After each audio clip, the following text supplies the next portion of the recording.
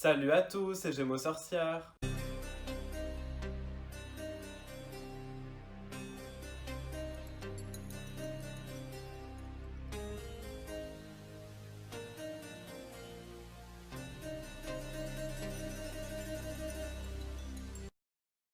J'espère que vous allez bien. Aujourd'hui, je vais vous parler des batteries. Alors, une batterie, ça va donc être un objet qui va accumuler et contenir de l'énergie en lui.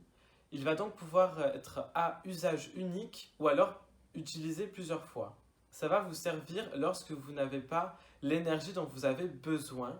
Il peut aussi d'ailleurs reproduire les conditions astrologiques. Comme par exemple, si vous avez une batterie chargée de l'énergie de la Lune, il peut reproduire la Lune dans votre cercle.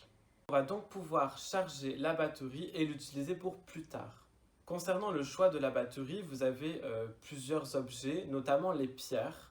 Alors le type de la pierre va donc varier en fonction de l'énergie qu'elle va recevoir. Donc prenez des choses qui sont assez liées, comme par exemple pour tout ce qui va être les travaux lunaires, prenez donc des pierres liées à la lune forcément, donc la sélénite, la pierre de lune.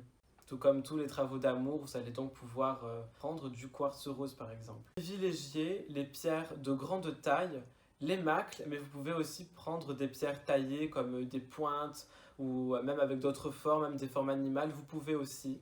Surtout aussi en pierre, ne prenez pas d'aventurine parce que c'est une pierre assez fragile. Elle ne supportera pas le fait d'être une batterie, donc vraiment contenir beaucoup d'énergie, etc.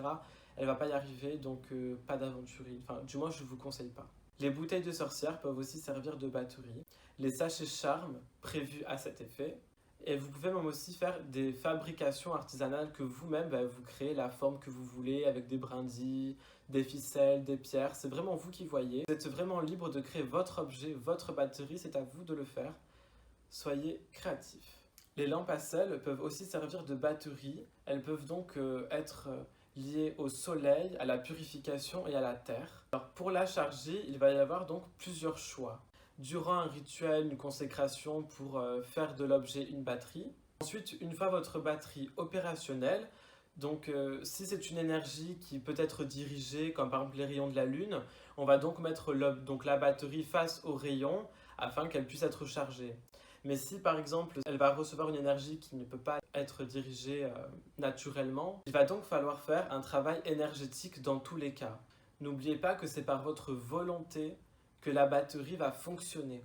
On peut donc charger la batterie pour plusieurs raisons, pour avoir des énergies de la force, des énergies d'un lieu, les énergies donc de la lune, même durant les phases de la lune, pour le soleil, aussi pour les éclipses, les sabbats, les rapports sexuels. Je vous conseille aussi d'ailleurs de conserver votre batterie dans une petite boîte afin qu'elle ne soit pas influencée par les énergies environnantes. J'espère que cette vidéo sur les batteries vous aura appris des choses ou aidé et je vous dis à la prochaine. Prenez grand soin de vous.